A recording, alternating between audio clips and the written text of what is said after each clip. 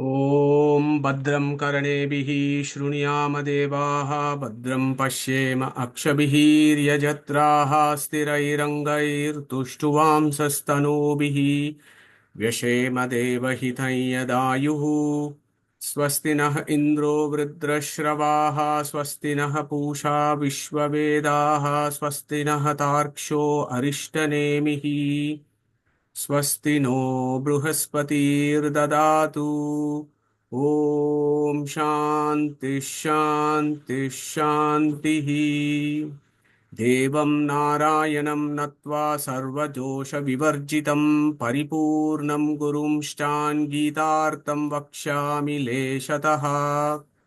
So, good morning, good evening, and good afternoon to folks who have joined from various places for our Gita Chinthana. So, this month and next month we are doing chapter 5. Neeta ji is leading it on behalf of her team. So, Neeta ji, over to you, and Anand, yeah, I can see your slides showing up fine. So, over to you, Neeta ji. Harihi Om Shri Gurubhyo Namaha Shri Krishnaya Namaha. Dhritarashtra Uvacha Dharmakshetre Kurukshetre Samaveta Yuyutsavaha Mamaka Pandavaschaiva Kimakurvata Sanjaya. Manojavam Marutatullya Vegam Jitendriyam Buddhimatam Varishtham Vatatmajam Vanarayutha Mukhyam Shri Ramadutam Sharanam Prapati. Next slide, please. So, as we have seen in the previous chapters, the first chapter, Arjuna panics and does not want to fight this war. Then Sri Krishna explains about eternality of the jiva. He explains about karma yoga. And in chapter 4, as you've seen, which Suresh ended beautifully, is saying that jnana was very important. And he highlights the importance of knowledge. So Arjuna, in this chapter, the beginning of this chapter, has another doubt, which he wants to clarify with Sri Krishna. So next slide, please. Yeah. So that is what this chapter is about, talking about more about karma yoga, details about karma yoga. So what we are planning to do is do this in 2 sessions, up to the Vinachis or Jiva Kartritavada we will do today, and then the next session with Anandjis and Sushruti and myself, we will do a second session on 24th of November. So that will be a second session. So today we will do these 3 topics. Okay, next slide, please. So as I mentioned, Arjuna's main question was Sanyasam karmanam Krishna punar yogam cha shamsasi yachreya etayorekam tanme bruhi sunishchitam. So he wants to know, Arjuna wants to know whether sannyasa, that means renunciation, we will discuss that in detail in a bit, and karmanam, so doing actions or karma, which one is the best, which one is better, and he wants to know for sure, or definitely wants to know a definite answer, sunishchitam. So he's asking him, etayorekam, which is one which is the best of the 2. So that is the thing. And so renunciation is what he's asking. So the question is, why does Arjuna think of this question? Why does he have this doubt? Because Sri Krishna in the previous chapters has discussed about renunciation of desires of fruits of action. For example, in 422, Yadricha labha santushto dvandvatito vimatsaraha samasiddhava siddhaucha krutvapi na nibadhyate. So he's telling, if you do actions by renouncing all the desires, the karma will not stick to you. You will not get sins from that karma. And other one was yoga sanyasta karmanam jnana sanchinna samshayam. So both these shlokas talk about renunciation of desires of fruits of action. He's also highlighted importance of karma yoga in again evam jnatva kritam karma purvairapi mumukshubhihi kuru karmaiva. He's saying kuru karmaiva tasmatvam purvaif purvataram kritam. So, and also he's saying tasmad ajnana sambhutam hritsnam jnana sinatmanaha Chitvainam samshayam yoga matishto uttishta bharata. So he's asking him to get up and fight and also do his action, which we have seen in detail in chapter 2 as well and chapter 3. So karma yoga, he said, and he's saying, dedicate to me and fight. Mai sarvani karmani sanyasya dhyatma chetasa. So when he said all this, he's thinking, okay, which one is better? Shall I renounce desires or doing karma? Now, this situation is a situation of a war, or where Arjuna is asked to fight a war. So he's saying, how do I fight a war without passion and attachment, without any anger towards enemy, without thinking of winning or losing? How to fight a war? If you remember in chapter 2, Sri Krishna already mentioned, Hato va prapsyasi swargam, jitva va bhokshase mahims. He had already given the two outcomes of this war. So which means you don't have to think about the outcome. Either outcome is fine. So that's why he's saying, don't think of the outcome, fight. Okay. Next slide, please. Now, in the first shloka, he says, Sannyasam Karmanam Krishna. So what is the meaning of Krishna? I think we need to look at some of the meanings of or Bhagwanta's names, which includes Krishna in Bhagavad Gita, and look at them in detail. That's how we will learn more about these names. So Krishna name has also been mentioned in this Vishnu Sahasranam, of course. Agrahya Shashvata Krishna Lohitaksha Pratardhanaha Prabhuta Strika Kuddhama Pavitram Mangalam Param. So Krishna has been mentioned in that. So why Krishna? Because he animates the world, that controls it and controls and sustains the whole world. This is what it says, Niyamat Manadina Sakala Loka Karshanat Krishna. Okay, and Mahakurma Purana also mentions Yataha Karshasi Devesha Niyamya Sakalam Jagat. So he does, if you remember the eightfold dispensation that Madhuji talks about all the time, Niyamya Sakalam Jagat. Ato Vadanti Munayaha Krishnam Tvam Brahma Vadinaha. So all the rishis and munis, they all talk about him as the one who is the niyama or controls the whole of the universe. Crush also means crushes all our difficulties. If you think of the English word crush, crushes all our difficulties or takes away all the difficulties and gives us ananda or bliss. And he also takes karshati. He sends devils towards tamas. So daityanam tamaha prati karshati iti. So the one who takes the devils towards tamas. Krishna Varnava, name from the word Krishna means color being dark. So Krishna Varnava. So let's look at a little bit more detail. Krishi and Na. Okay, so we can split Krishna as Krishi and Na. Krishi means Bhu. This is all the explanation that Bananji Govindacharya, late Sri Bananji Govindacharya has explained in his lectures. So this is from the sources, is that Bhu means Purna. So the one who is Purna, and then the one who gives us the Ananda. So then you add the Na part to it, Ananda and Bala. So the one who is Purna is Krishna. Satta, the one who gives us or takes away all the defects in how we live, how we perform, etc. It takes away all the defects. And Bhu also could mean Bhumi, earth. So one who has descended to earth.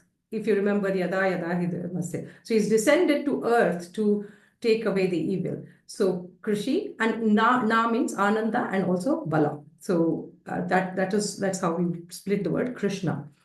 The other way to look at word Krishna is Karshati iti Krishna. Karshati means attracts. So he attracts or takes us away from ignorance towards knowledge. So takes up higher. So if you look at the arrows, it takes us upwards towards knowledge.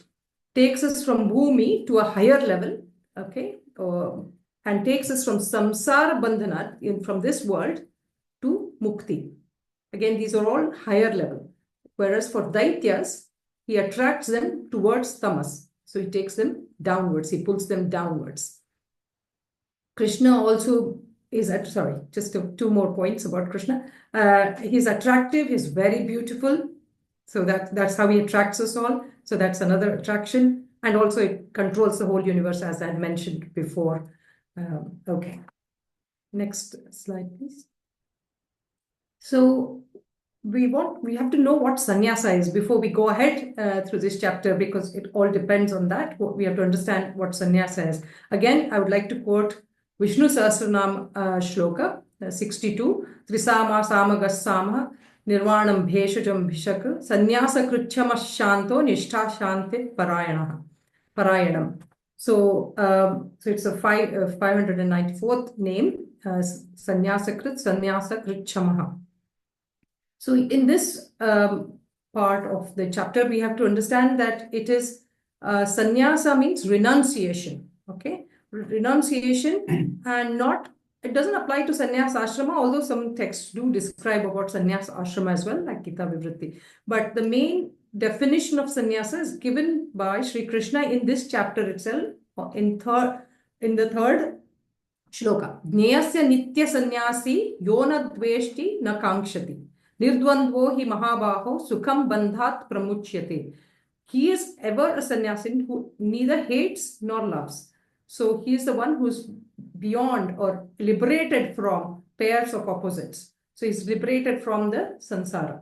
So what I will do is Anandji will explain this in detail in the next session. So I will leave it to Anandji to explain a little bit more. But I want to go into the Sahasranama meaning. And so let's split the word sannyasa into sam and ham and nyasa. So sam means Bhagwan or Lord Vishnu, who is complete, full of auspicious attributes, and he does not have any defects. Into him, aham, so we have to do the nyasa of aham. We have to renounce the ahamkara or ego into Lord. So that is what sannyasa means. There are many other meanings of sannyasa, which means that Lord will take us towards sannyasa. This talks about more about sannyasa ashrama as well in this. So in the meaning of sannyasa. So he helps people achieve that sannyasa ashrama. He helps or motivates devotees to leave their defects. He is the Paramatma who helps us to go to moksha. So there are many other meanings that I have mentioned in here. So let's move on to the next slide. So we need to learn a little bit more about karma. So because the two bits of this chapter is sannyasa and karma. So Bhagwan, he's saying that his answer to Arjuna's question is sannyasa karma yogascha nishreyasa karavubhav tayostu karma sannyasa karma yogo vishishyate. So out of the two, he's saying clearly karma yoga is more important, is more important than just sannyasa itself. So can anyone of us, we cannot be, this is a war situation. He's asking him to act. He's not asking him to give up action. So he can't just be asking Arjuna to give up or just do the sannyasa part of it, means renunciation part of it. So he has to tell him to act. So we know that karma means we have to act according to a varna and ashrama, and which again was discussed in chapter 2, that Arjuna has to fight because he's a kshatriya and not desiring of any rewards, and as a prayer to Lord. So, and what should we renounce? We have to discard our passion and prejudices in such work.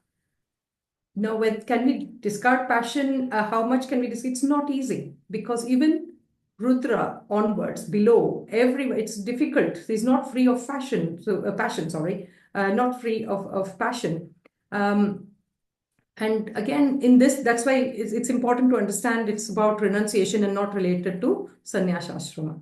Now, very briefly, sannyasa ashrama is the fourth ashrama, which they do not have to do all the statutory duties, but they have to do their own obligatory duties that they have to do every day.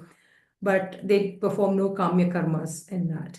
Now let's take an analogy to understand the sannyasa and karma. Okay, I'm trying to explain that using a modern day analogy of a car and a driver. Now, if you remember when we did Katha Upanishad and discussed the analogy of the chariot, we said the horses are like sense organs and in the mind and the body. We discussed all that. So similarly, we take a car analogy, and if you're driving towards, imagine you're driving towards prayers, that means you're not doing the right things. And we realize, okay, now we have to go towards Shreyas. We have to stop. First, we have to stop and then turn. So we have to stop. That means we have to renounce something. We have to give up something and then turn and then start driving towards Shreyas. If you just stop and turn, just do the sannyasa part of it, you're not going to reach Shreyas. We have to drive to Shreyas. So we have to do that karma or action of driving. So one is giving up, one is doing that. Sannyasa means don't do this, don't do that type of thing, a negative, which can't lead you to anything. So you have to add to that karma. So it is the do's, what you have to do, the karma, the positive part. Sri Krishna uses the word ubhav. Ubhav means that both together. Okay, so he uses karma yogascha. Cha it already means two. So why is he using ubhav? Ubhav means both have to be done together. Karma and sannyasa are like two sides of the same coin. So we should not be doing karma without adding sannyasa part to it. So karma and sannyasa have to go together. Okay, next slide, please. So karma, yes, you have to do karma, but can you give up all karma? That's not possible. And it's not advised. It's not possible at all. He is clearly said in third chapter, Nahi kaschit kshanamapi jatu tishtatya karma krita karyate hyavashak karma sarva prakriti jay gunai. So you cannot be without doing any karma all the time. So we are doing, if you remember, we are doing karma by body, speech, and mind, kaya, vacha, and manasa. What we have to give up is kamya karma, meaning anything that has desires attached to it. He's clearly said in for the chapters later on that we have to do prescribed duties like yajna, dana, and tapa. So we have to do those activities. If we didn't have to do karma, why do we have karmendriyas? So God has given us karmendriya to do the karmas. Yes. So we have to do karma. So the next question is, okay, so who are karma yogis? Who is a sannyasi? Or who's the one who does use more jnana, or who is the one who does more karma? So and it's about proportions. Okay, so if someone does more of jnana karya, then he is a sannyasi or a jnana yogi, and the one who does more karma is karma yogi. So you cannot do karma without jnana. So jnana has to be there to do karma, and with that karma you will learn more, and then you get more jnana. So when you're doing this karma, you have to do it with the sannyasa. You have to add that sannyasa part to the karma. Again, we have to remember here, you can take daily examples as well. Actually, your own job, you have to study so much before you could do the job. So you have to get that jnana to do the karma. And when you're doing the job, you learn more. And that's what you apply to everyday practice. So that cycle continues all along. So both have to be there to do a job. So if you even look at the word karma, kara means action, karma. Ma means jnana. So that word karma has both karma and jnana in it. And jnana also has both. Jna means knowledge, ana means do. This is how Prabhanjanacharya is explained in his lecture. Very beautifully explained in that. So we have to do our work with no attachment and dispassion to attain the jnana.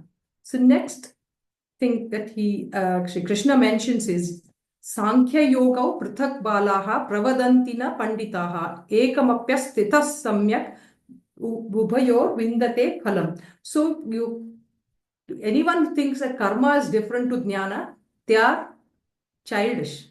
That's what he's saying. See, they are not the panditas, they are childish. That means they don't understand it properly. Both these, doing karma very well, doing jnana, getting the jnana very well, both will lead to the same phala. Okay. So yat sankhya prapyate sthanam tadyo gairapi gamyate ekam sankhyam cha yogam cha yah pashyati sapashyati. So both will lead to doing them properly. Okay. Both are the means to same end. What is the end? Out of the four purusharthas, the main end is moksha. That should be our aim, nothing else. Moksha should be the aim for all of us. And to get that, we have to understand that karma yoga and jnana yoga, both done properly, will lead to moksha. Okay, that is the highest goal, and it cannot be achieved only by sannyasa. That is the key thing. So it cannot be achieved because you have to do that action. If you remember, you have to drive there, you have to be there. If you do anything without, so if you're doing karma, but not understanding what is the meaning behind it, it is like Agni Mugdha Dhumatantaha. If you remember, Suresh had mentioned this example that if you're just sitting there and inhaling that smoke, you'll get lung problems. You won't be really understanding anything. So you have to remember that you should do any action with meaning and understanding why it is done. Next slide. Next slide. So there are many other shlokas which mention the word sannyasi. I won't go through all the details because it will be discussed more in detail in the next chapter. So you can see 3 of the shlokas. Beginning of 6th chapter will also talk about sannyasa and who a sannyasi is. For example, anashrita karma phalam karyam karma karoti. So this is how the 6th chapter starts. And in 18th chapter also, Sri Krishna talks about sannyasa. That is moksha sannyasa yoga. Talks about difference between sannyasa and tyaga. So sannyasa means leaving off actions driven by material pleasure with phala in the mind. Tyaga means renunciation of all fruits of all actions. So that's how is discussed the difference between sannyasa and tyaga. So, next slide, please. So then he goes to say, Sannyasastu mahabaho dukkhamaptu mayogataha yoga yukto munir brahma nachiren arti gacchati. So he's saying if you only, what happens if you just do sannyasa means only renunciation? What will happen? You won't reach, there's no moksha in that. And also one who performs prescribed duties with dedication to attain Lord will go quickly or will attain it quite quickly. Now, Mahabaho is an important word because Arjuna is also addressed as Mahabaho and Sri Krishna is also addressed as Mahabaho. So Mahabaho means, Maha means big, that we all know. Ba means desires.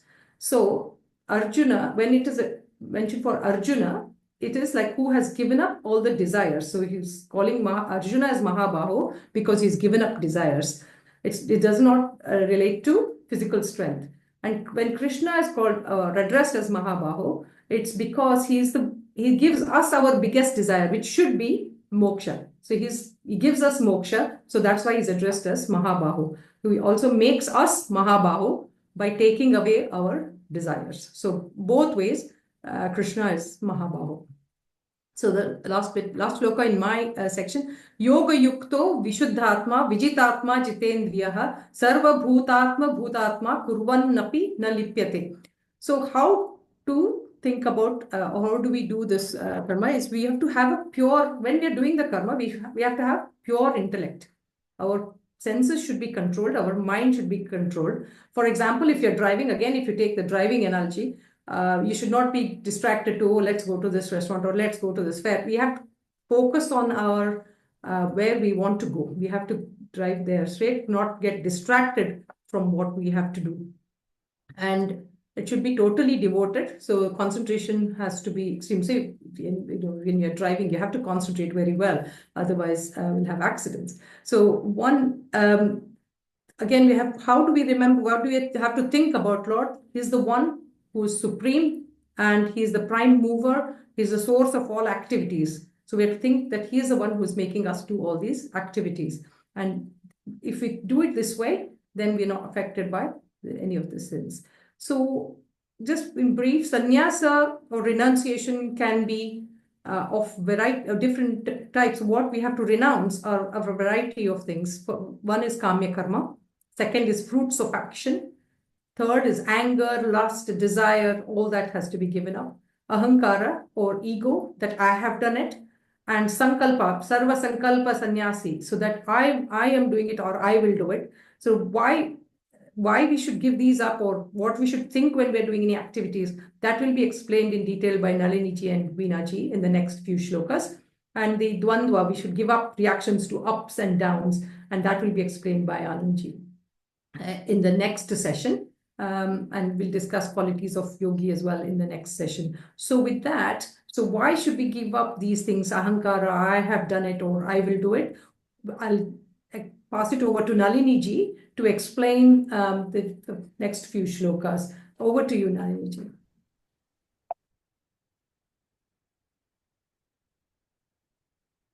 Harihi Om, Shri Krishnaya Namaha. Thanks, Neetaji, and namaskars to all of you. So we have heard from verse 7 from Neetaji that an approkshajnani is not affected, though engaged in work, as he sees God as the prime mover and source of all activities, because he is yoga yukta. That means he's engaged in karma yoga, Vishuddhatma of purified nature, Vijitatma of controlled mind, and Jitendriya of controlled senses. So these attributes are all indicative of karma yoga and karma sannyasa. So he is also known as Sarva Bhutatma Bhutatma, sees the Lord of all souls in every living being. So that being the case, how does such an approkshajnani approach engagement in work? Let me quote this. This is 5.8. Naiva kinchit karomiti yukto manyeta tattvavit. So, yukto manyeta tattvavit means one who is engaged in yoga practice and knower of the truth. That is an approkshajnani. So an approkshajnani links or thinks, I never perform any action. I never perform any action independently. Naham karta, hari karta. All actions are under the governance of the great God. So what are these actions that we're talking about? So these actions are listed on the left side of the slide. They are Pashyan, Shrinvan, Sprishan, Jighran, and so on. So virtually everything that we do, Lord Krishna covers it, covers the entire field of human activity. Jnanendriyas, karmendriyas, even sleep, breathing, and even simple things, what we think is simple, as opening the eyes, closing the eyes, unmishan, nimishan. So all these are controlled by the Lord. Man proposes, God disposes. We have all heard of this. So we are not free agents to either propose or carry out without God's will. So why does the approkshajnani think, I never perform any action, when as a matter of fact, he does everything? So the approkshajnani has the conviction that, sorry, I can't read this. Can I just bear with me? Sorry about this. Yeah, thank you.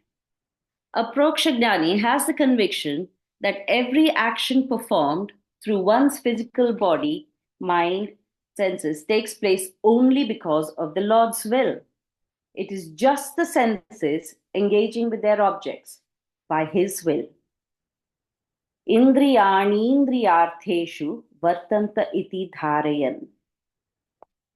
So, like we see with our eyes, we hear with our ears, we taste with our tongue, all these are tools or instruments which are controlled by the mind, which are further controlled by the Lord. So the mind processes all this information, but the ultimate control is by the Lord. So the approkshajnani thinks, I never perform any action. So it's the I that is important here. I never perform any action, because action is performed by the bodily senses by Lord's will. Herein lies the sannyasa of ahankara, ego. I have done it. So the approkshajnani is aware of his own true identity, which is the soul, and not the body, sankhya. Thus, the approkshajnani links philosophy of the soul and the body, sankhya, to the philosophy of action. Hence, yoga and sankhya are indeed one and the same, highlighted by this sentence here. Ekam sankyam cha yogam cha yaf pashyati sapashyati. Another interesting fact which we have mentioned is, okay, I'll move on to the next slide. 5:10. This is a beautiful shloka. Brahmanyadhaya karmani sangam tyaktva karoti yaha lipyate na sapapena padmapatram ivambhasa. So those who dedicate their actions to God, abandoning all attachment, sangam tyaktva, remain untouched by sin, just as the lotus leaf is untouched by water. We all know that the lotus owes its birth, growth, and sustenance to water. The leaf does not permit itself to be wet, as we can see in this picture. There is a droplet of water there, but the leaf is nice and dry, hydrophobic. Similarly, an aprokshajnani, even when immersed in worldly activities, will not be tainted by any effects of such action, because he performs his work in divine consciousness. We have all heard of this famous saying, Sri Krishnarpanamastu. So, which means that we submit to Lord Krishna everything we do. This will eliminate any karmic imprints. With this, the ego due to I, mine, and ours is eliminated. There is a similarity in 3:30 as well, in chapter 3, verse 30. Mai sarvani karmani anyasya adhyatma chetasa nirashir nirmamo bhutva yudhyasva vigatajvaraha. So Lord Krishna says, performing all works as an offering unto me, constantly meditate on me as the Supreme, become free from desire and selfishness without aspiring for any fruits. This verse is actually a summary of the entire chapter 5. So I'll go into it in a bit more detail. It identifies the attributes of aprokshajnani, which has incorporated both renunciation and action. So an aprokshajnani will not claim ownership in activities, has full conviction that the Lord causes all activities, performs activities as a worship to the Lord, is detached from any rewards of such actions, offers any accrued rewards to the Lord, is aware that the Lord has caused these activities for the benefit of the seeker. Such a jnani is not impacted by any effects of such action, just as water does not cling to a lotus leaf. Padma patram ivambhasa. Going on to the next shloka.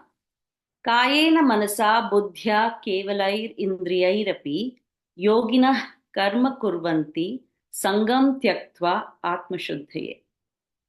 So the aprokshajnani, while giving up attachment, performs the actions with his body, senses, mind, and intellect only for the purpose of self-purification, atmashuddhaye. So what is this purification? It is the sannyasa of ahankara, arrogance that I have done it, while it is only, we all know, we've been discussing that it is only the senses, mind, intellect, and body that participate. This emphasizes that actions must be accompanied by purity in mind, body, intellect, and sense organs, all of which are essential for any activity. A pure mind can absorb divine spiritual concepts easily, which then allows the aprokshajnani to perform prescribed activities without getting entangled by them. This quote from Srimad Bhagavatam, again, we can link in with the previous slide. Kayena vacha manasendriyairva buddhyatmanama va prakrite svabhavat karomi adyat sakalam parasmai narayanayati samarpayam. Meaning, whatever I do with my body, speech, mind, or sense organs, even Gita ji had said this in the first few shlokas, or using my intellect, feeling of heart, or unconsciously through the natural tendencies of my mind, all these I do for the Supreme Being without sense of attachment to the results. And I surrender them to the lotus feet of Lord Narayana. We also have another famous analogy here, the bow and arrow, which was told to us by Madhusudan ji from the Mundaka Upanishad. So this is a similar approach, which includes body, senses, and mind. So with the kaya and the indriya, we use the bow, which is the Upanishadic wisdom. The arrow is the mind, and it is sharpened with meditation. and the target is the lotus feet of Lord Narayana. Okay, the next shloka is Yukta Karma Phalam Tyaktva. That means offering the results of all activities to God. Shanti Mapnoti Naishtikim. The Aproksha Jnani attains everlasting peace, moksha. Ayukta Kamakarena, whereas those who being impelled by their desires, phale sakto nibadhyate, work with a selfish motive, become imprisoned in worldly affairs, samsara. As you can see, there's birth, life, death, rebirth, so the cycle continues. So a seeker needs both renunciation, sannyasa, and action, yoga, to achieve mukti. Brahma na chirenadhigachati. This is from shloka 6. Sorry, 5.6. Let me go back. Yeah. This verse clarifies that there are no other ways to achieve moksha. These two paths are both necessary to achieve moksha. So in this verse, yukta means united in consciousness with God, or not wanting any reward other than purification of heart. Ayukta means united with God in consciousness. It can also denote desiring mundane rewards. So I'm coming to the last shloka. Sarva karmani manasa sanyasyaste sukham vashi navadvare pure dehi naiva kurvanna karayan. So the dweller in the body, the jiva, having mentally renounced all actions, being of controlled senses and detached, convinced that no one performs any activity independently, completely surrenders to the Lord and resides happily in the city of 9 gates. The Aproksha Jnani thinks the Lord is responsible for all activities, although performed by him.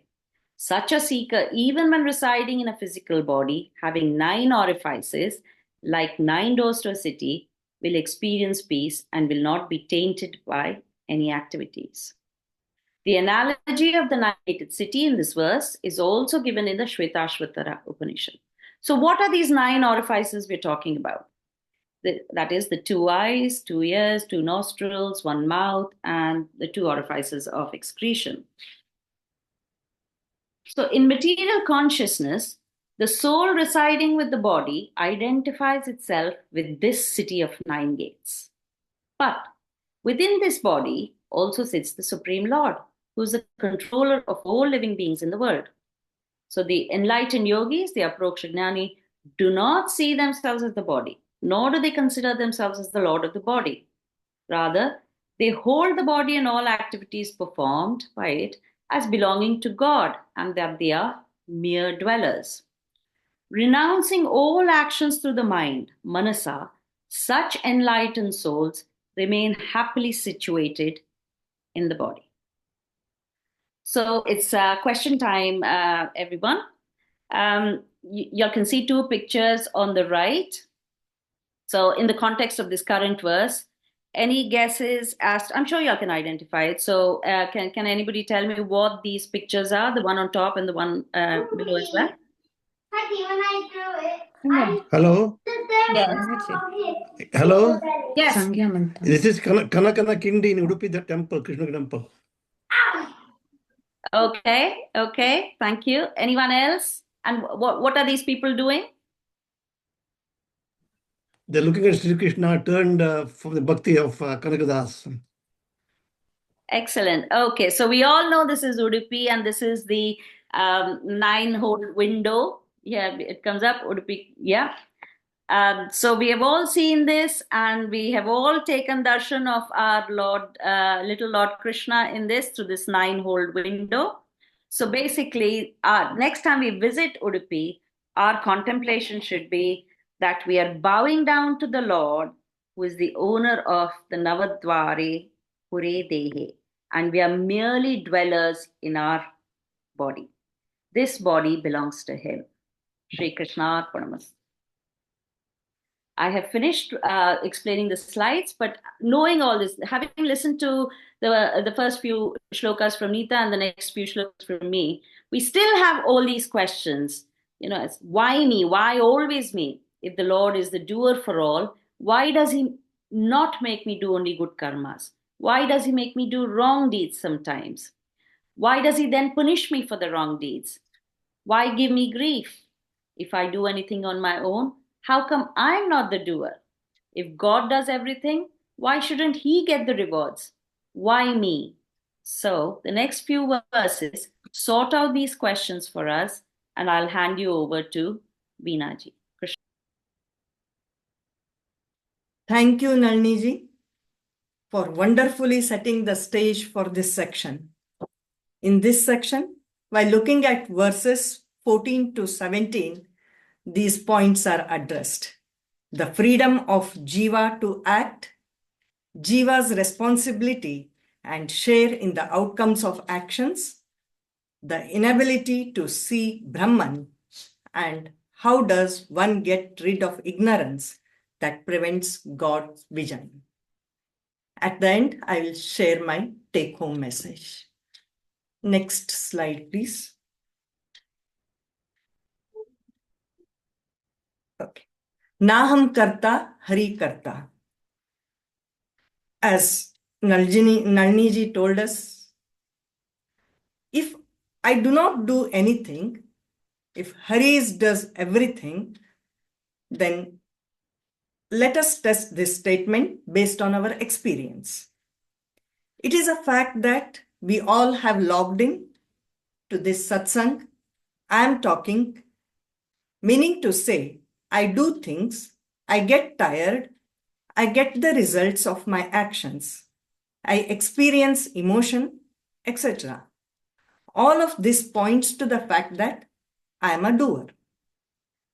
This concept was beautifully explained by Madhuji a couple of weeks ago, clearly stating that wherever there is either sentience or experience, there is doership. Yatra chetanatvam, tatra kartrutvam. Yatra yatra bhoktrutvam, tatra tatra kartrutvam. If so, the next question that arises is, what is the nature of my doership? Am I a log of wood, doing nothing, a non-doer? Or am I a puppet of a puppeteer? I'm dancing and people can see my dance. However, each and every move of mine is controlled by puppeteer. My doership is totally dependent. Or am I like a hired carpenter? I design, collect the raw materials, do all the hard work, create the product and hand it over to the customer. While I have independent doership, what I do is totally dependent of what the customer wants. I am a partially dependent doer. Or am I totally independent, not under the control or influence of any external force, or none of these? Interesting set of questions. This is not the first time we are talking about these questions in this forum. Briefly, let us quickly remind that in Chandogya Upanishad of chapter 6, Khanda 8, which says, a bird tied by a string after flying in various directions, unable to find a resting place, comes back to settle into the place that it is bound to. Similarly, jivas, after moving towards various objects during the waking and dream state, find rest only in God, to whom they are bound in state of deep sleep. In the picture on the left side, that gives the impression that birds are freely flying on their own. However, the one on the right side depicts the fact that each one of them is bound. Their perceived independence is indeed dependent. Let's look at Now verse 14. Next slide, please. Yeah. So Prabhu in this verse means superior and can be interpreted to mean both Jiva and Brahman. Jiva has Ichha, Jnana and Kriya and is superior to Jada. Jadat prakrusto bhavatiti Prabhu. Brahman is the ultimate Prabhu, superior to everything else. First line of this verse says, Na kartrutvam lokasya srujati, na karmani srujati. A living being can neither perform activities nor get any activities performed by someone else independently. The ever-independent Lord alone is responsible for getting all actions done. Let me try and illustrate this. The child is crying, knows that it is hungry, and that food can satisfy its hunger. It has the desire to eat, and given the food, it can eat too, but has no means of obtaining the food. It is totally dependent on the mother who has to feed the child. Similarly, all jivas are dependent on Brahman. If Brahman alone is responsible for doing all the actions, then what about the results? What is the share of Jiva and Brahman in these results? Na karma phala sanyogam swabhavastu pravartate. The word swabhava used here like Prabhu represents both Brahman and Jiva. Swabhava can be split as swa plus bhava, meaning self-dependent. It is the name of Brahman. It also means each jiva's unique individual characteristics. In the picture, a caring, benevolent mother teaches her children with all sincerity. She treats them equally, impartially. She carefully deals with each of them differently based on their individual needs.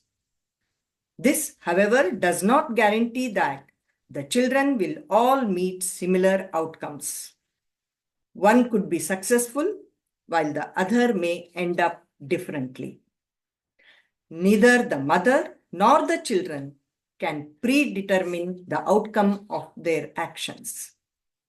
This is what we have seen previously in chapter 18. Adhisthanam tatha karta karanam cha prithagvidham vividhascha prithak chesta daivam chaivatra panchamam.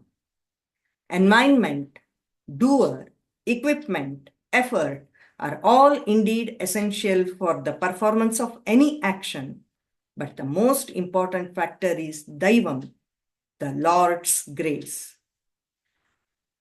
What Krishna is clearly telling us here is that individual souls do not have any independence on the issues of rewards as well. Next slide, please.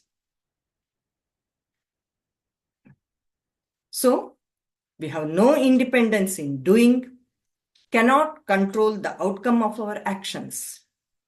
However, we have to bear the consequences of all our actions, in the doing of which we had no say. So this tends to be a bit confusing and leads to further questions. If the jiva does not have any independence in performing actions, how can that jiva be held responsible for the consequences of such actions? If the Lord is the one doing everything, how can he be immune from its effects? What are their different fruits of action for the same action performed by different jivas? Acharya, in Gita Tatparya Nirnaya 333, provides an excellent illustration using the example of a farmer milking a cow.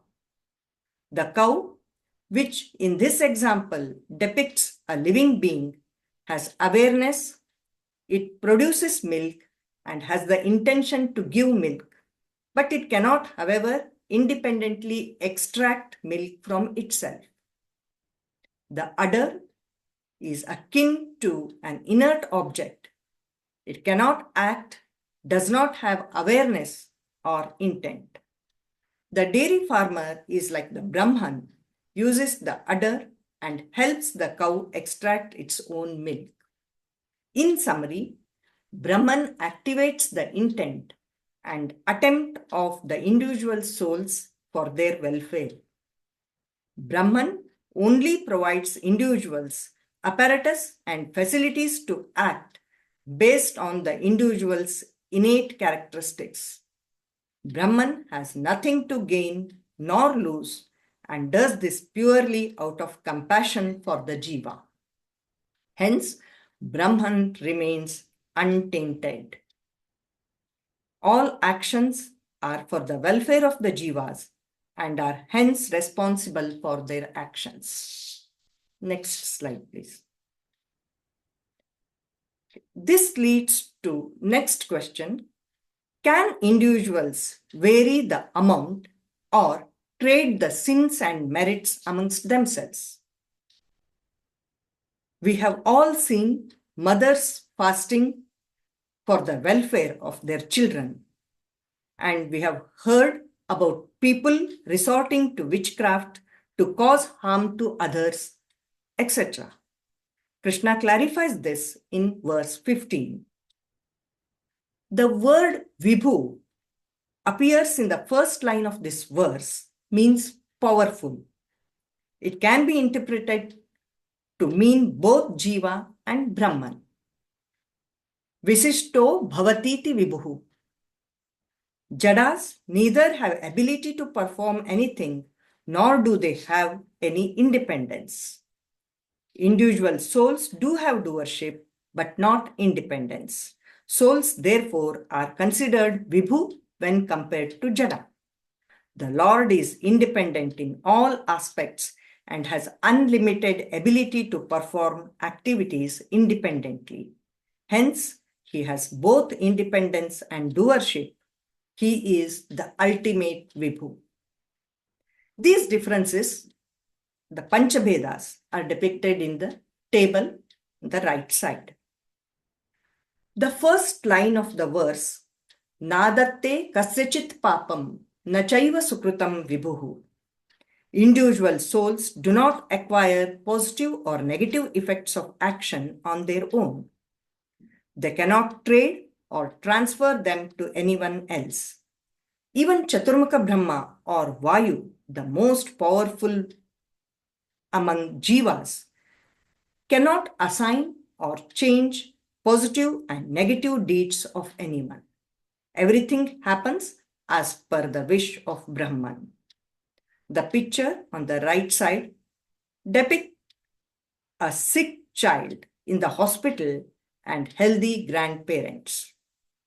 No matter how much the grandparents pray or do everything that is possible, they cannot reduce or remove the suffering of the child. They may be more than willing to trade places and be in the hospital and for the child to be healthy and playful. But experience tells us that this is not possible. Brahman alone is responsible for all actions and their outcomes too. The second line of the verse deals with the next logical question. If Brahman is responsible for doing and getting everything done, tena vina trinamapi na charati, then why is that no one can see him?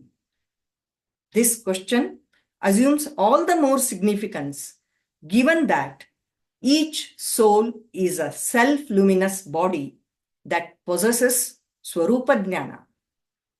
Krishna says, Ajnani nauritam jnanam tena muhyanti jantavaha. This Swarupa Jnana is veiled by ignorance. Ajnani nauritam jnanam. Because of this, all creatures, Jantavas, are not able to see Brahman. They are in a state of delusion, Muhyanti. Next slide, please.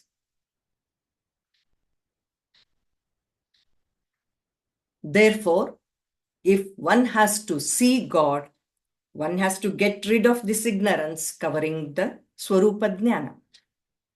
If the Jivas could have done this on their own, there would have been no questions left. However, the Jivas by themselves are unable to get rid of this ignorance. So the way forward is discussed in Shloka 16. There are two types of Jnana. The knowledge that we obtain through the functioning, vritti, of our gross sense organs is known as vritti jnana. It is also known as indirect knowledge or paroksha jnana or scriptural knowledge. The knowledge that is gained by our subtle sense organs, swarupendriya jnaya jnana, is known as swarupa jnana. This knowledge is inherent and is therefore direct knowledge. This is also aparoksha jnana or divine knowledge. The vision of the Lord is known as bimba paroksha. Krishna says, Jnanena tu tadajnanam esham nashitamatmanaha tesham aditya vajnanam prakashayati tatparam. A seeker should acquire indirect knowledge through spiritual studies to destroy ignorance. This leads to the acquisition of divine spiritual knowledge, aparoksha jnana, revealing the Supreme Lord as the calming, brilliant sun, bimba paroksha. This will eventually lead to moksha. Sanjaya in chapter 11 describes the Lord's vision as Divi Surya Sahasrasya, brilliance of thousands of suns put together. While on this topic, it is important to note that the intensity and vividness of the intuitive perception of one's own bimba varies according to the innate capacity of the cells. For humans, the vision is in the form of a lightning flash. For Devatas, it is like full of brightness. Garuda and Rudra perceive the Lord as clearly as a reflection in the mirror. And it's only Brahma, Chaturmukha Brahma and Vayu that see the Lord in clear outlines. As we see, a clear path has been prescribed by Krishna. Here is an attempt to trace the same. Yeah, next slide, please. So we see step-by-step progression from being within ignorance to God realization. Verse 15 says one cannot see Brahman because one's Swarupa Jnana is covered by ignorance. Souls cannot by themselves get rid of this Ajnana. Next slide, please. Yeah. So wanting to achieve everlasting happiness is everyone's desire. Brahman, in order to facilitate this intent, provides facilities such as physical body, mind, intellect, sense organs, and all the necessary faculties. In addition, he grants individuals the ability to perform activities based on each soul's swabhava, anadi karma, and prayatna. We then go about our daily lives gathering knowledge through the 5 jnanendriyas, Shrotram, Chakshus, Parshanam cha, Rasanam, Ghranam cha. If these sense organs could get rid of the ignorance, life would have been very easy. But no. The Lord, while providing the souls with a physical body, ensures that all these sense organs are facing outwards. We have seen in our previous classes, Yama explains this beautifully in verse 211 of Kathopanishad. Paranchikani Vetrunat Swayambhuhu Tasmat Paran Pashyati Nantaratman. As Madhuji has always asked us the question, why did the Lord give us sense organs that are facing outwards? The answer lies in the fact that the path towards liberation, as Krishna says in verse 16, is through the acquisition of indirect knowledge first, Vritti Jnana. Hence, the Jnanendriyas were created facing outside. Next slide, please. Okay. So, enabled with all the necessary materials to acquire indirect knowledge, each soul begins its journey towards its final destination. The path, however, is not simple. Again, in Kathopanishad 1.3.14 describes this path. Shurasya dhara nishita duratyaya durgam patastat kavayo vadanti. The path towards liberation is durgam. It's not easy. One has to deal with a lot of difficulties and at the same time not lose focus. It is akin to walking on the edge of a knife. Next slide, please. Okay. As one walks on this path, one could easily lose direction and walk away from Brahman rather than walking towards Brahman. As Neetaji referred in Katha Upanishad, Shreyascha preyascha manushyametaha tau samparitya vivinakti dhiraha. One is always faced with the choice between what is pleasing to oneself and what is good. All that one likes is not necessarily good, and all that is good is not necessarily liked by individuals. It requires a lot of courage to make the right choice such that one progresses towards realization and not away from it. Next slide, please. Yajnavalkya, through Maitreyi, tells us this. Mere acquisition of information is far from being sufficient. One has to continually contemplate, imbibe, and further acquire knowledge. The knowledge needs to become spontaneous, our second nature. Shrotavyo, mantavyo, nididhasitavyo. Yeah. This will then enable controlling our mind and our sense organs. The focus now turns inwards to contemplate on the Lord within us. We begin to understand and imbibe the concept of bhakti. The process of getting rid of ignorance begins, as we saw this in verse 16. Next slide, please. Next step is the final outcome of acquiring Vritti Jnana, that is self-realization. Krishna says in chapter 14, Sarvadvareshu dehesmin prakasha upajayate. One perceives brilliance coming from all the gates of the body. This signals the realization of our own self-luminous entity, our Swarupa. Further progress is through Swarupendriyas, the acquisition of Aparoksha Jnana. Next slide, please. So if our effort continues to be right and if the Lord wills, next step is final step in this journey, the vision of Lord himself, Bimba Paroksha.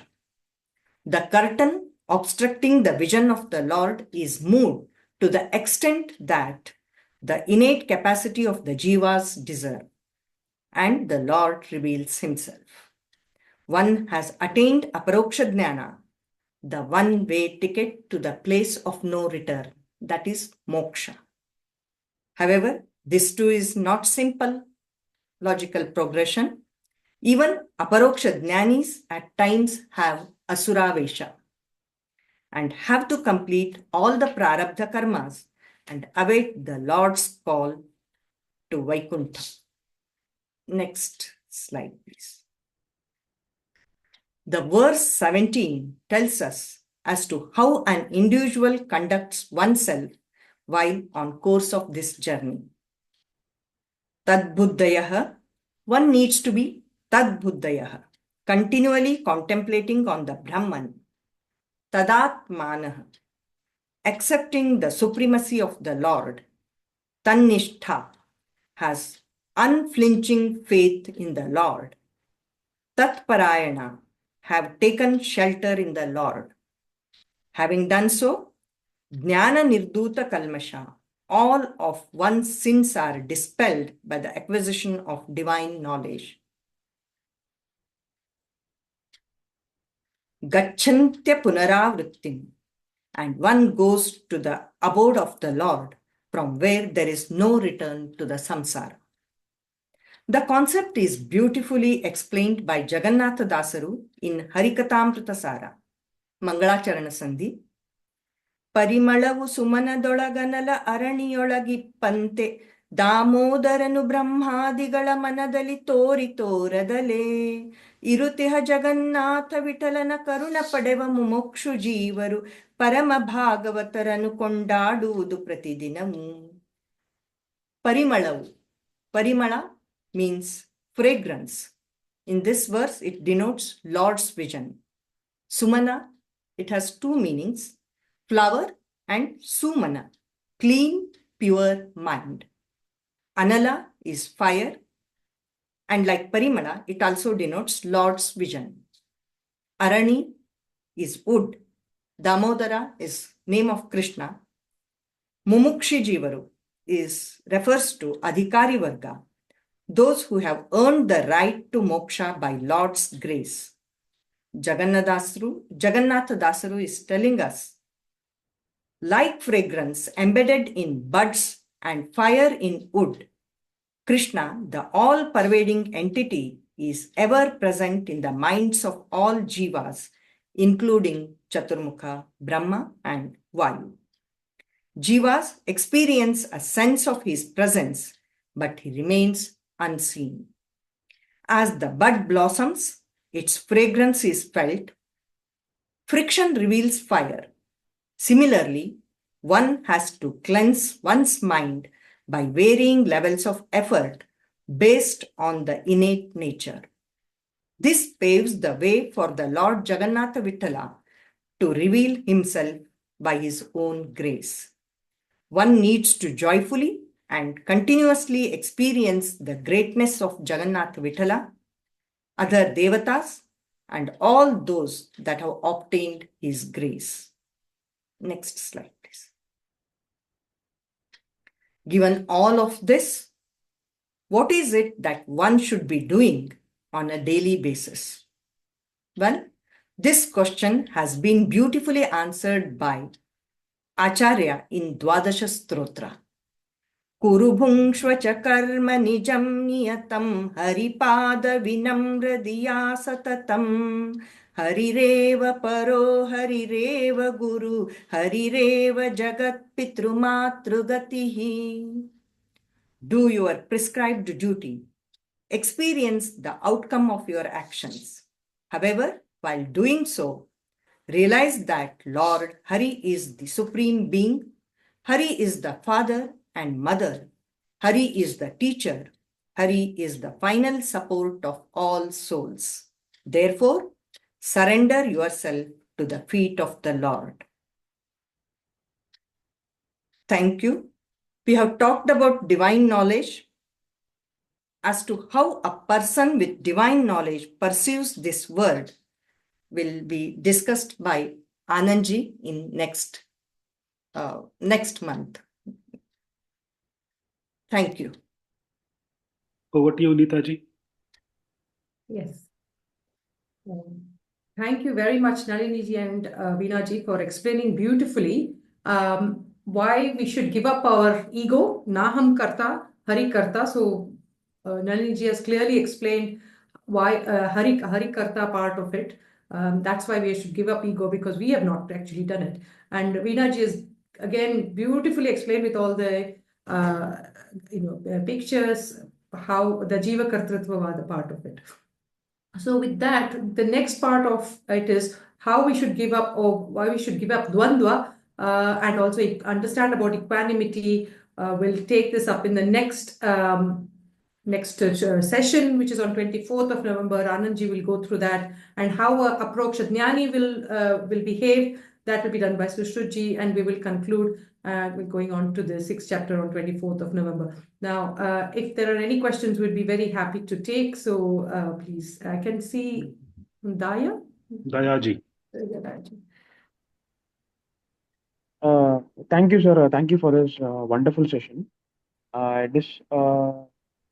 Without any sense of attachment to the results, what exactly should it be, sir? So, for example, can you explain it with an example? Maybe I'm an Olympic contender wanting to get a gold medal. So, based on that, my entire life is dependent. My entire career is dependent. I'm just starting with my Olympic career. It is all dependent on me getting my gold medal. For example, in archery. So how everything after that is like a chain reaction. So how should I apply this concept, sir? Okay. I think Veenaji, you had that example of Olympic. Actually, you did have that example in our. We did have that. Veenaji, you want to take this on first, and then I can go ahead. So I'll allow this to Suresh to answer this question. Okay. Suresh, please go ahead.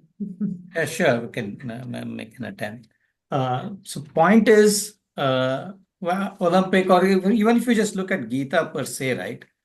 Arjuna is fighting a war.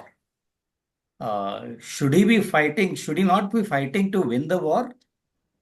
Or similarly, as you are saying, I mean, if the target is to get the gold medal in whatever category that one is participating, it's not to say that one should give up hope or one should give up desire, when in fact there is a famous quotation from Mahabharata when there's a discussion between Bhima, Arjuna, and Dharmaraja as to of the all Purusharthas, which is most important. Krishna actually agrees with Bhima and says Kama is the most important one. But we have to be careful. When you say Kama has to be given up, it's the Kama that is harmful to us that has to be given up. The desire to attain moksha, the desire to make sure that we do our prescribed duties to the best of our extent with all the knowledge that we have is very much essential. But the caution is everything needs to be done keeping in mind that we are dependent doers. It is the Paramatma who is enabling us to do all of these activities, and as a worship to the Lord. Even when we eat food, it is the offering to the Vaishwanara who is within us. So that's how at least I have imbibed this concept, but more than happy for others to chip in and add and correct. Thank you. Suresh, maybe I can briefly contribute here as well. So I think what Daya is asking is, there is a chap who wants to get a gold medal in archery, and he's desiring to get that archery gold medal. So Daya, my understanding of sports psychology is, if you're a 100-meter sprinter, you practice for years and years. So abhyasena tu kaunteya. Yeah. And then Vairagya comes once you practice, because in that finals in the Olympics, when you're in that start point, you're focusing on here and now, and you're doing your duty there, which is to perform to the best of your ability. That is what all the sports athletes do, that they perform to the best of their ability. Whether they hit the finish line first, second, or third, nobody is thinking of that. That's how the sports psychology goes, which is directly taken from the philosophy of the Gita, if you ask me. And this is the same also in the corporate world, which Suresh will be more familiar with, where you do the best as per your capacity. So again, I know karmanyeva adhikaraste comes very, very clearly there. So you just have to do your best, your karma as per the best ability that you have. That best ability, the best karma that you can do is dictated by your swabhava. And based on your swabhava, Paramatma will offer you the rewards. And that rewards is under, it's his jurisdiction. It's not in our jurisdiction, is the foundational philosophy of the Gita, right? And that's when Karma Yoga, Karma Sannyasa, everything goes. So yes, you can be an Olympic archer, but at the same time, you can also use the same archery and become Pranavo Danuhu, Sharohi Atma, Brahmata Lakshamuchyate, Apramattena Vedavyam, Sharavat Tanmayo Bhaved, is what the Mundaka Upanishad has said, isn't it? You use the same archery, but instead convert that pranava as the archery and do it. So that is Shreyas. Whereas if you want to get the Olympic gold and get a couple of properties that the government will gift you, that still becomes prayers. So hopefully that answers your question. So instead of the sorry, sir. So instead of the materialistic goal, I should replace it with this intent that I should attain aparokshit jnana. yes, yes, you can do that also. But even if you want to be the best archer in the world, you just assume that everything is Paramatma is making me do this. So the benefits of this will automatically come. So nobody is saying Okay. quit everything and go into the forest or change the color of your clothes and sit in a corner. You be very much in this world. Do all the things to the best of your ability. But that is all coming from Paramatma, as how very beautifully Veena ji and Nalini ji and Neeta ji explained it. Thank you, sir. Thank Madhuji, you. if I may add to that, the whole chapter Karma Sannyas, again, Dayaji, your question is very good question. Again, this chapter starts off with saying that karma, you don't stop practicing for your Olympics. Don't stop. Keep continuing that. Don't do the sannyasa of that activity. Just do the sannyasa of the outcome of that activity, that I should win a gold medal.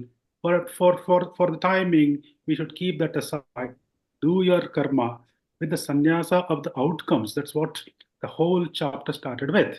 And add to that sannyasa the karma yoga, in the sense you are doing all this as in dedication to the god. Combined with this, I'm sure you will see the results. No, Yes. thank Thank you. you so much, sir. Thank you so much, sir.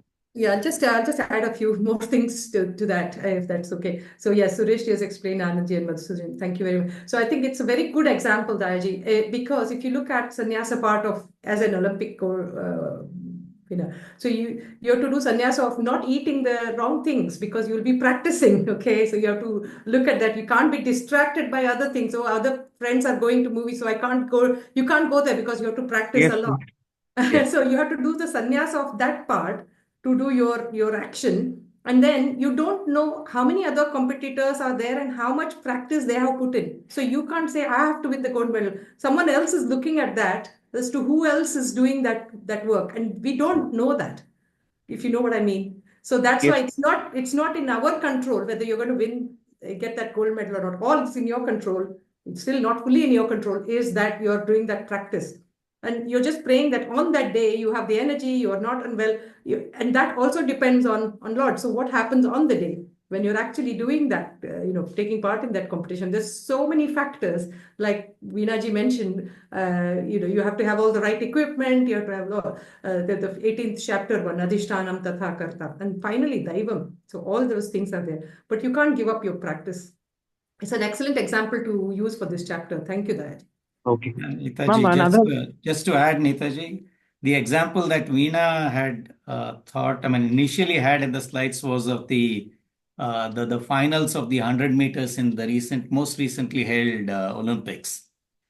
It was, I think, 0.02 seconds, which split the first five winners. And each of them perhaps always wanted to win the gold medal, right? So I just thought I'll mention that. Yeah. Thank you. Thank you for making And it. last question, ma'am. Sorry, I'm asking too many questions. No, please do. Uh, Please do. That's why we've left time. So please do. Yeah. so, if every action is done by the permission of Lord, so everything is done because by Him, and the rewards are being enjoyed by Him. But He's not tainted, and we are also not entitled to those rewards. So, if we take the Mahabharata scenario, what Duryodhana did was wrong. And if Arjuna thought like this, okay, it is still God's doing. It's Brahman is doing in form of through Duryodhana is doing this all these bad actions, even though if it is bad and all, it is not acceptable. So I'll just do what I can do and then accept the results. So how should my where will I draw the line? That is what I'm asking. Where should I draw the line of how distinctively should I view it? How should I go about it? I just do what I can and just sit back and take whatever comes. And how should I view that, ma'am? That is all my question. Sorry, let me clarify the question first. Are you saying that Krishna should take care of what Duryodhana is doing? He's doing the wrong things, and so No, I ma'am. should... No. Sorry, Yeah. clarify. I am talking about Arjuna's mindset only, ma'am. What if he had thought that okay, this is still if according to this fifth chapter, God is doing all these bad things, even these bad actions, God is doing through Duryodhana. So still it is God's doing. So what part, since it is God's, Krishna's doing itself, why should I play any part? Why should I interfere in it? Yeah. Why should I even act? Even though I know it is bad, Yeah. why should I even act? Even though it is God's act. So how should where do I draw the line there, ma'am? So that is what I'm asking. Anyone wants to take this before? Yeah, I can try, Nita. So again, there's an example in Mahabharata, right? There is when the Pandavas return, there is Krishna has hears that Dhritarashtra is not treating Pandavas and Kauravas equally. He's favoring the Kauravas. So he actually sends, I'm not recollecting the name, it's not Uddhava, it's the other character. He Vidura. sends him, uh, anybody can add if you can remember. So this person who comes to Dhritarashtra's place, observes for a few months, notices everything, and tells Dhritarashtra saying that, guys, you are doing this. This is not right. You should treat them both equally. And exactly Dhritarashtra tells him that, you know what? It is Krishna himself who is sitting in me and making me do this. What can I do Uh, about it? uh, So this person says, oh, that's the end. He just tells him, oh, is that so? Now, and he immediately decides to leave and he tells Dhritarashtra saying that if you continue doing this, all your sons will be killed. And he just goes back. So point is, it is not as you, I mean, you were articulating the question, right? It is, yes, should ma'am. Arjuna think that anyway, Krishna is doing everything, I'll do what I can. If you replace that can with should, perhaps it will make more sense.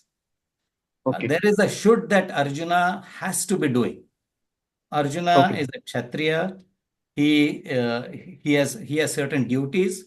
So Arjuna has to do his prescribed duties to the best of his extent with all sincerity. There's no running away from it. When you do Okay. that, you do it as an offering to the God and you are detached from the outcome of it. I am not likely to win, so I will not fight. That's not acceptable. I am likely Okay. to die, I will not fight. That's not acceptable. Outcome is not in your hands. Choosing what to do or what not to do is already prescribed. You have your dharma. You are a kshatriya. You have certain roles and responsibilities. You have Vyakti Dharma, you have Samaj Dharma, you have Vritti Dharma, or whatever. I mean, you have all duties that are prescribed. You better be doing all of that. Now, having done all of that, if results come your way, well and good. If not, that's what is the result of your swabhava, your anadi karma, and your prayatna is how I would understand the question there. Others, please add. So Suresh, just leading up to where you left, I think the key thing is whatever Duryodhana did. So Daya, this Yes. is about what Duryodhana did. Whatever Yes. Duryodhana did, why did he do like that? And if inside him is his Antaryaman, who is Krishna himself, who is inside Duryodhana, how can Duryodhana be made to do this kind of wrong activities? Okay, so we spoke a lot about. I think Veena ji so eloquently mentioned about there are three things, right? Purushakya prayatna, Anadi Karma, Jiva Swabhava. So those are the three categories by which the Lord gives a conducive environment in which the Jiva can exercise its Swabhava. By that Swabhava leads on to various karmas. Then the karmas dictate what kind of life they do. Even their Purushakya Prayatna is also dictated by karma, for example. Now the question is, if Krishna is sitting inside Duryodhana's Jiva, Duryodhana we know is Kali, Satan of Catholicism is the Kali of Duryodhana, which is what Mahabharata is. So if Krishna is inside Kali as his Antaryamin, why not Krishna choose to change the Swabhava of Duryodhana as a Jiva itself and make him do the good thing? So that is the final say in Jiva Kartrutva, which, as many of us will remember, is discussed by Vyasatirtha in Tatparya Chandrika, and he gives the final solution. Paramatma is omnipotent and he is capable, and we have just heard that he is kartum, akartum, anyata kartum, samartaha. He can do, he can undo, he can do whatever he wants. So he is able to anyata kartum. So he is able to change the swabhava of Duryodhana as a jiva, evil jiva, but he chooses not to do that. Okay. And there is the fundamental answer that is given by Vyasatirtha, inspired by Acharya's works, is answered by Vyasatirtha in this work. The same question, and we have done this before, the same question is also asked by the Catholic philosopher Saint Thomas Aquinas. In the 12th century, he asked the same question. God, you are the benevolent God. You are goodness himself, yourself.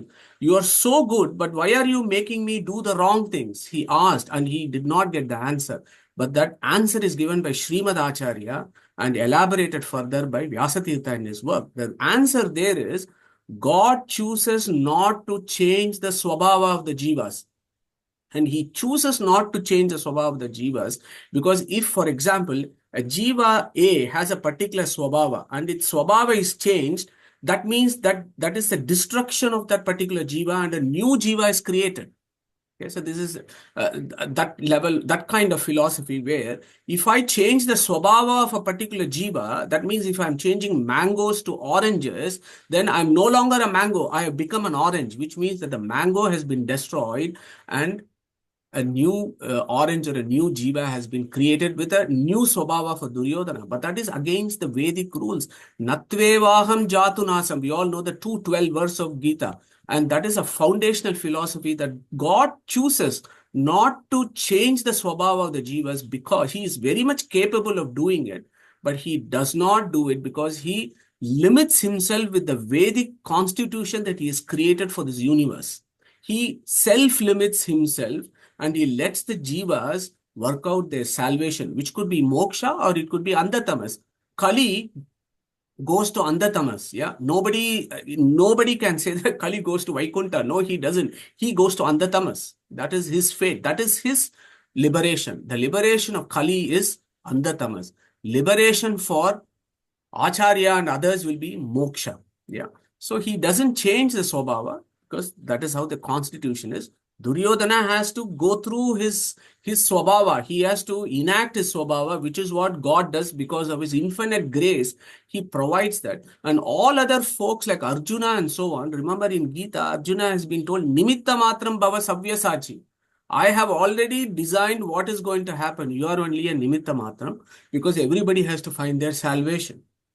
And that will be the salvation of Duryodhana as well. So I just wanted to bring that extra thing about even the swabhava of the jivas can be changed, but God chooses not to do that because that would mean the destruction of the souls. That is the final answer that Vyasatirtha in Tatparya Chandrika gives. That is the ultimate solution to this problem as to why God is always graceful. He is not cruel and he is not partial.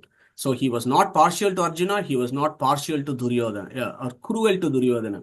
He was the same to everybody and made them enact their own swabhavas.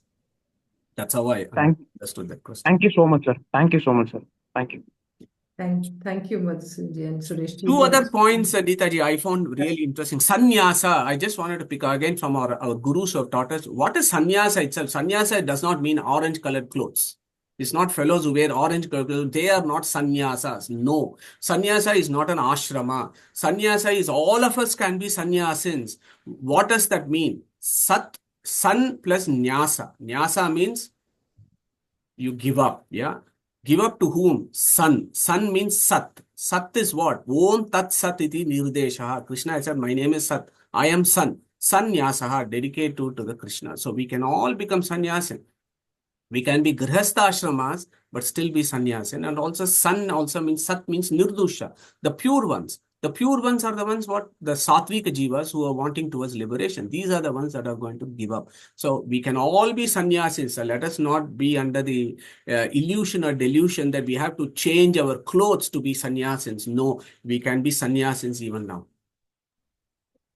Thank you, Madhusudanji. I think that is the key part about this whole chapter as well, isn't it? What to renounce. And it's not saying to renounce other things or the clothes or change of that. That is not the definition that Krishna has given. Absolutely right. Yeah, thank you very much. Any other questions today? I mean, if there are any questions, again, we'll do a second session. If you still have questions from part one, we will take questions from this part as well next time. But any other questions this session? I can't see any questions in the chat forum. Anybody wants? You got 2-3 minutes to go for it. Sir, again, Daya here. What is the difference between karma sannyasi and a karma yogi? One differentiating feature between karma sannyasi and karma yogi. Who wants to take that up? Okay, I think this is where the first part, my part was karma sannyasi. Again, you can't give up all karmas, yeah? So it is giving up fruits of action. So it's giving up fruits of action. Karma yogi is actually doing that action with all those three things in mind, doing the action based on your varna and ashrama, and doing your prescribed duty as a prayer to Lord. So that is the karma yoga part or the karma part of it. So that's how you think and do your work. Karma sannyasa is giving up the fruits of action, and you have to join these two as like a coin, or both two sides of a coin. They have to go together. So does that make it clear? Yes, ma'am. Yes, ma'am. Very clear. Thank you. Okay. So maybe Neeta, just to add there in the sense, we have karma tyaga, we have karma phala tyaga, we have karma sannyasa and karma yoga, right? So I think that's the gradation there. So karma tyaga is something, that's what Krishna says, it's impossible, right? You can't even for a minute think about not doing. Your not doing is doing. You are doing to not do. I mean, in the sense, there's no question of not doing anything at all. The only thing you can give up doing is anticipation of the outcome of what you are doing. So a karma yogi, the right way of doing everything, karma yogi by default is a karma sannyasin as well, who has given up the attachment to the outcome of the results. So that's that. I just thought I'll just rephrase what you were saying. Another small little idea also at this point, Sureshji. If you look at the second chapter, Sankhya Yoga, Sankhya and Yoga. So Krishna has given us a clear definition what Sankhya Yoga means. Sankhya means correct knowledge, samyak. Yeah. Samyak khyati, Sankhya. So correct knowledge. Yoga means upaya. Yoga means not sitting upside down or whatever. So in the philosophical sense, yoga means upaya. So what is the upaya to have the samyak? So what is the upaya to have the correct knowledge is Sankhya Yoga. So what is that upaya is the various actions that we do, which is the yoga or the upaya, which is discussed, of course, in the second part of the second chapter and then taken up further in the third chapter, fourth chapter, fifth chapter, and so on in the first shatka. It just goes on and discuss what is that yoga. So yoga is upaya. Yoga, of course, has got other things. Krishna has also said samatvam yoga uchyate and so on and so forth. But the fundamental definition of yoga is upaya. What is the means of that? So yoga is, so karma yoga in that sense is foundational, and you use that foundation, have the strong foundation of samyak, what jiva, body, Brahman, what is the relationship, what is Vedas, what is Nisheda, what is the things that you should do, and all those things, they all become Sankhya. And then you, to understand that, you go to a guru, you learn, you do satsang, everything else is yoga. then you put it into practice in life, then it becomes karma sannyasa, karma tyaga, etc., etc. And again, remember, this is all prerequisite. This is not the end in itself. Karma is the starting point. Then becomes vairagya and bhakti should come. Then the divine grace, then everything else happens in place. So karma is not the end of it. It is the beginning of it, is how I've understood it. Thank you, sir. Thank you, sir. Thank you. Thank you, Mataji. Gita, one other point, a new point that I saw from your slide and from how our gurus teachers link everything. So you said Krishna, you did very beautiful slide on the etymology of Krishna, right? All the various Krishna, Krish and all that. And you had also put Bhu. Yeah, there you had put Bhu, and then you said Purna, and you said Krishna, and it just occurred to me why our gurus have said Krishna means Bhu. So if you remember, we have just been doing the Omkara Chinthana quite a lot, right? In the Mundaka Upanishad, where you have the Om, right? Akara, Ukara, Makara, and Nada. So these four, Nada denotes Varaha, Makara denotes Narasimha, Ukara denotes Rama, and Akara denotes Krishna. And that is why our Acharya gave 8 Vigrahas to his 8 disciples, the various Vigrahas, that Krishna, Akara stands for Krishna. And if you look at the Akara, in the Vyahriti, that is Bhu. Bhu, Bhuvaha, Suvaha. So that Bhu is Akara. That is the Vyahriti is Bhu. And our Acharya has given Bhu is Purno in his Rigbhashyam. He said Purno Bhutivaro Ananta Sukho Bhur Bhuvas Suvaha. So that Bhu is Purna. So Purna is Krishna. So that is how I was able to link. So it just occurred to me that is why Bannanji, our guru in our forums, has actually said Krishna is Purna and he is Bhu. Bhu is Bhumatva. Bhumatva means Bhuma means full. Full is Purna. And it's so beautiful that how Akara becomes Krishna. So I just thought I'll share this piece of info. Thank you so much. We were wondering, I didn't have the resource to check the whole thing, but so that's wonderful. Actually, we were thinking that Purna comes from. So that is beautiful. Okay, if there are no other questions, Mataji, do you want to end or do you want me to? Yeah, fantastic. So I will do the vote of thanks for part A. So yeah, thank you very much, everyone. It was an amazing session. Clearly, the slides were so beautiful and wonderful. I think I will certainly keep it for my records. There are so many new ideas that is there. So again, thanks to Neeta ji, Nalini ji, and Veena ji for doing such a wonderful presentation. And I can also see your consorts sitting next to each other. So thanks to your consorts also for putting in a lot of effort to get this done. So look forward to part B, which is on the 24th of November. So my request is we do some background reading and revision of part A so that we can fully appreciate and enjoy part B of the 5th chapter. So on that note, Sureshji, if you want to take us through Omkara and we close today's session. Yeah.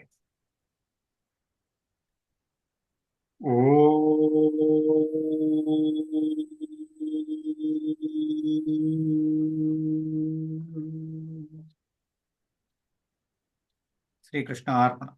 No problem. So thank you, everyone. So we carry on with our Upanishad Chinthana next week. And today we were talking a lot about ignorance and so on. So we will have a whole-scale onslaught of ignorance in Mundaka Upanishad that comes up next. So we'll look at all the philosophy of what is ignorance, does it really exist, and so on. So join us for next Sunday for another interactive session. Hare Krishna. Take care, everyone. Hare Srinivasa. Hare Nama. Hare Krishna.